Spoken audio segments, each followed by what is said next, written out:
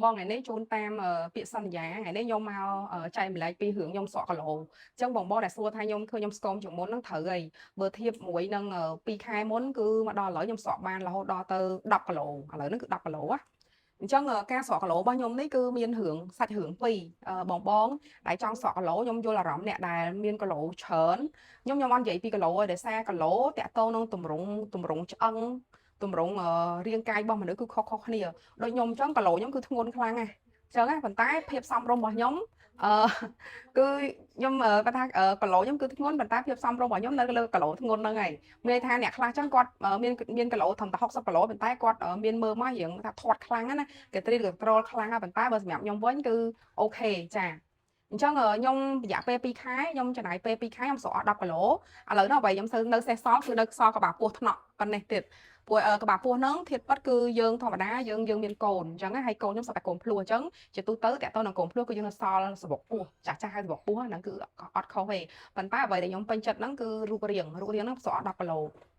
មានពីរសាច់រឿងបងបើសិនជាបងចង់ធ្វើបងអាចពិចារណាបានទី1គឺខ្ញុំប្រើការសម្រក់រាងនេះដោយតាមរយៈការចាក់ថ្នាំបើសិនជាយើងអត់ចាក់ថ្នាំទេគឺបើយើងសម្រក់តាមធម្មជាតិណាបងធ្លាប់ឃើញមែនទេលោកញ៉ាំទឹកបន្លែហើយខ្ញុំធ្លាប់ធ្វើអាហារ keto ខ្ញុំអត់ចំណីអាហារហើយខ្ញុំធ្លាប់ធ្វើ fasting ប៉ុន្តែទាំងអស់ហ្នឹងគឺអត់បានផលសម្រាប់ខ្ញុំទេមូលហេតុគឺដោយសារតែការដែលយើង commitment របស់យើងគឺវាអត់គ្រប់គ្រាន់មានន័យថាការតាំងចិត្តរបស់យើងគឺអត់បាន 100% ទៅតាមលក្ខខណ្ឌរបស់គេអញ្ចឹងណាហើយម្យ៉ាងរាល់ថ្ងៃខ្ញុំមានមុខរបរមានការងាររកស៊ីរបស់ខ្ញុំអញ្ចឹងខួរក្បាលដើររហូតអញ្ចឹងនៅពេលដែលយើងបខំចិត្តធ្វើអារឿងដូចរៀបចំចំណីអាហារហើយនឹងតកតទៅនឹងការញ៉ាំទឹកបន្លែហ្នឹងនិយាយត្រង់មែនគឺធ្វើឲ្យខ្ញុំមួម៉ៅក្តៅកាហាយហើយ stress ហើយគិតអត់លិចទេហើយអារម្មណ៍យើងលេលើអញ្ចឹងណាអញ្ចឹងក្រោយពីខ្ញុំសិក្សាបានជាច្រើនខ្ញុំស៊ើបជាច្រើនមកអញ្ចឹងដោយសារខ្ញុំធ្វើការមួយខាងទីពេទ្យច្រើនណាបងឃើញហើយមករយៈចុងឆ្នាំ2025ដើមឆ្នាំ2026នេះខ្ញុំធ្វើការជាមួយខាងទីពេទ្យច្រើនរហូតដល់ខ្ញុំខ្លាចជាភ្នាក់ងារស្របច្បាប់ហើយអ្នកងារធំមួយប្រចាំពេទ្យនៅកន្លងលំពួរទាំងអស់ហ្មងអញ្ចឹងណាភាគច្រើនពេទ្យធំណាអញ្ចឹងទៅខ្ញុំបានសិក្សាច្រើនគឺមានតែការជួយចាក់សម្រកទៅលើរាងកាយរបស់យើងឯងទៅធ្វើឲ្យយើងស្រកគីឡូខ្លាំងអញ្ចឹងខ្ញុំធ្វើគឺមានពីរណាទី1ការចាក់សម្រកនៅខ្មែរយើងក៏មានកន្លែងចាក់សម្រកដែរហើយធៀបពិតគឺខ្ញុំចាក់សម្រកហ្នឹងសម្រកខ្លាំងហ្មងគឺនៅខ្មែរមិនមែននៅម៉ាឡេហើយខ្ញុំអ្វីដែលខ្ញុំនិយាយគឺជារឿងពិតហើយជារឿងដែលខ្ញុំឆ្លងកាត់ហើយដោយបងធ្លាប់ដឹងអញ្ចឹងអ្វីដែលខ្ញុំយកមកនិយាយគឺមិនមែនជាគេថាចិត្តតែលើកឲ្យមានរឿងនិយាយអត់ទេអញ្ចឹងគឺការចែកម្លែករបស់ខ្ញុំគឺចង់ជួយទៅដល់បងដែលគាត់កំពុងតែចង់សម្រកគីឡូខ្លាំងមែនតើអញ្ចឹងណាអញ្ចឹងបើសិនជាបងចាក់ថ្នាំនៅខ្មែរយើងនេះទី1តម្លៃគឺថ្លៃចាតម្លៃគឺថ្លៃ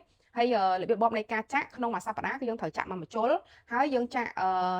ក្នុងមួយសប្តាហ៍ចាក់មកជុលហើយមួយ cycle របស់គេហ្នឹងគឺ4 សប្តាហ៍មានថាមួយខែពេលមួយខែអញ្ចឹងមួយ set គេហ្នឹងគេហៅមកកញ្ចប់គេហ្នឹងគឺមួយខែអញ្ចឹងណាប៉ុន្តែមួយខែហ្នឹងបើយើងចង់ចាក់យើងសម្រកមួយខែហ្នឹងជាទូទៅខ្ញុំហ្មងខែទី1គឺខ្ញុំស្រកបានត្រឹមតែ3 គីឡូទេខ្ញុំបុកខ្លាំងគឺនៅក្នុងខែទី2គឺពេលដែលខ្ញុំថ្លឹងជីងចុងក្រោយទៅគឺខ្ញុំស្រកបានរហូតដល់ទៅ8 គីឡូអញ្ចឹងណាហើយសម្រាប់2 គីឡូទៀតវានៅសល់ចំហាយថ្នាំទេចាវាស្រកទៅដល់ខ្លួនឯងអញ្ចឹងហើយចាក់នៅខ្មែរនេះក្នុងមួយខែហ្នឹងចំណាយអស់ប្រហែលជា1800ចា1800អញ្ចឹង1800បងយកមកចែកជា4មួយជុលទៅអញ្ចឹងបងឃើញខ្លួនឯងថាមួយជុលហ្មងប៉ុន្តែ1800ហ្នឹងគឺពិតជាស្រកមែនពីចន្លោះពី3 គីឡូទៅ5 គីឡូទៅតាមរូបរាងកាយរបស់មនុស្សសម្រាប់ខ្ញុំវិញគឺខ្ញុំស្រកខែទី1ខ្ញុំស្រកដូចជា3 គីឡូទៅ3 គីឡូកន្លះដល់ពេលខែទី2ខ្ញុំស្រក8 គីឡូយកហ្មងអញ្ចឹងណាប៉ុន្តែអាហ្នឹងបើសិនសួរថាមានផលប៉ះពាល់អត់អញ្ចឹងសម្រាប់ការសិក្សារបស់ខ្ញុំការចាក់សម្រកគីឡូគឺមានផលប៉ះពាល់ជាពិសេសគឺខ្ញុំចាក់ថ្នាំដែលខ្ញុំចាក់នៅខ្មែរហ្នឹងគឺច្បាស់ថាមានផលប៉ះពាល់ប៉ុន្តែផលប៉ះពាល់ហ្នឹងបែបណាបើសិនជាបងមានជំងឺប្រចាំកាយជាប់ខ្លួនភាគច្រើនគឺគួរតែបើអត់ចាំបាច់ខ្លាំងគឺកុំចាក់ល្អជាងប៉ុន្តែបើសិនជាបងមានជំងឺប្រចាំកាយទេដូចខ្ញុំមានជំងឺប្រចាំកាយជាប់ខ្លួនទេជំងឺប្រចាំកាយដូចជាទឹកនោមផ្អែមលើឈាមបេះដូងកលៀនអីចឹងណាអញ្ចឹងបើសិនខ្ញុំមានជំងឺប្រចាំកាយទាំងអស់ហ្នឹងខ្ញុំអត់មានគឺខ្ញុំចាក់ទៅអូខេអញ្ចឹងណាហើយបន្ទាប់មកបន្ទាប់ពីចាក់ហើយផលប៉ះពាល់ថ្ងៃមុខហ្នឹងគឺវានឹងមានប៉ុន្តែមានហ្នឹងអាស្រ័យទៅលើការដែលយើងអនុវត្តការរស់នៅប្រចាំថ្ងៃគេហៅ lifestyle របស់យើងដែរអញ្ចឹងណាហើយបើសិនជាលក្ខខណ្ឌទី2ហ្នឹងបងអាចចាក់ថ្នាំដែល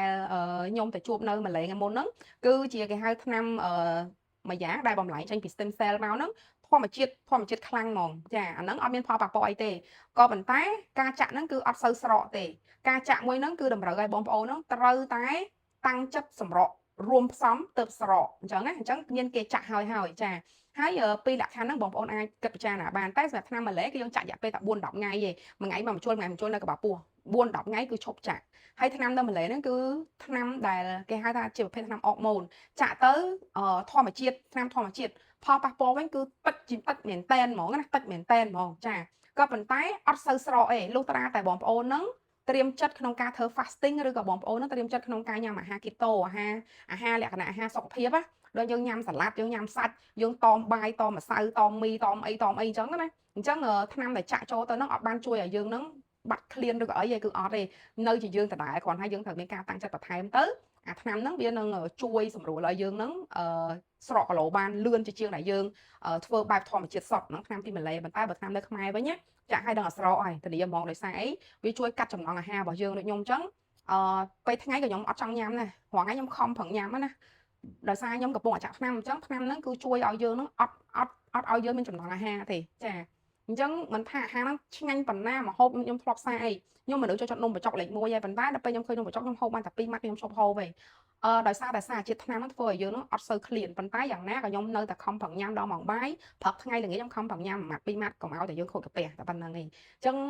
សង្ឃឹមថាព័ត៌មានដែលខ្ញុំចែកម្លែកជូនបងប្អូនហ្នឹងពេញលេញហើយអញ្ចឹងសម្រាប់ថ្នាំមកពីម៉ាឡេវិញរយៈពេលគេមានពេទ្យ professor គេ control យើងណាយើងចាក់បានតែត្រឹម4 10ថ្ងៃហើយមុនពេលចាក់បងប្អូនត្រូវតែពិនិត្យសុខភាពហើយផ្ញើតារាងពិនិត្យឈាមនឹងមកឲ្យខ្ញុំដើម្បីខ្ញុំផ្ញើឲ្យទៅខាង professor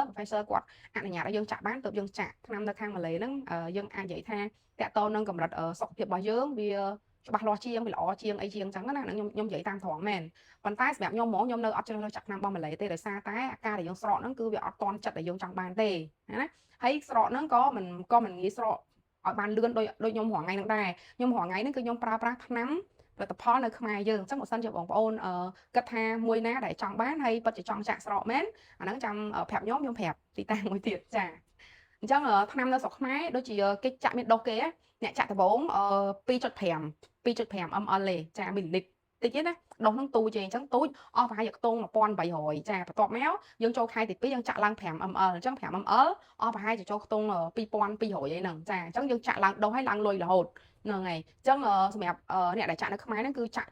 បានច្រើនគ្នាហើយស្រកបានច្រើនគ្នាប៉ុន្តែបន្ទាប់មកគឺត្រូវតែថយតារាលហើយកម្រងផែនការរបស់ខ្ញុំនៅពេលដែលខ្ញុំចាក់គ្រប់តែ3ខែខ្ញុំនឹងឈប់ចាក់ឯថ្នាំនៅខ្មែរហ្នឹងណាដោយសារ side effect របស់វាអាចនឹងមានផលប៉ះពាល់មកដល់សុខភាពយើងបើសិនយើងចាក់ចំនួនច្រើនបន្ទាប់មកខ្ញុំនឹងសម្រេចចិត្តខែទី4ខ្ញុំនឹងសម្រេចចិត្តចាក់ថ្នាំដែលខ្ញុំយកពីម៉ាឡេមកហ្នឹង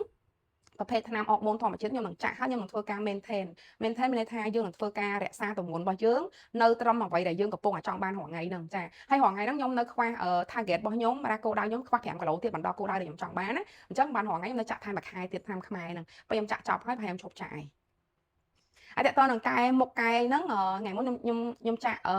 សតបទី2នៃ stem cell ចូលហ្នឹងចាំវីដេអូលើក្រោយបងចង់ដឹងរឿងមុខខ្ញុំប្រាប់ទៀតប៉ុន្តែសម្រាប់មុខរបស់ខ្ញុំគឺឥឡូវនេះមុខខ្ញុំគឺអត់មាន make up អីទេអត់មានអីទាំងអស់ហ្មងណាគឺធម្មជាតិសពអញ្ចឹងឃើញបានប៉ុណ្ណឹងសម្រាប់ខ្ញុំគឺលទ្ធផលហ្នឹងគឺល្អសម្រាប់ខ្ញុំណា